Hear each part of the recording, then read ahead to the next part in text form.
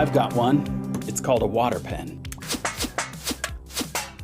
This probably could have got me kicked out of school back in the day. Let's make one. The comment said he used an eraser and a pen cap, but I didn't fully understand the steps, so we're gonna use a mechanical pencil and a carrot. First, dump the lead, but save it for later. Then pull off the tip and cut it right here under this little collar piece. I'm using a rusty machete, but scissors are probably fine. Make a second slice here to remove this little double chin. Now dip your lead in some water, then insert it into the tip like this and snap it off. You need no more than a nipple's worth of lead, so don't use too much. Jam the end of the barrel into the carrot like this, and push that plug down a little and fill her up with water. Push the tip back on and you should have a watertight seal that'll give you 3 or 4 solid shots. I'm no math teacher, but it makes sense to me that if it's fun like this, then adding the CO2 tank from a paintball gun should multiply the fun by about a factor of 30.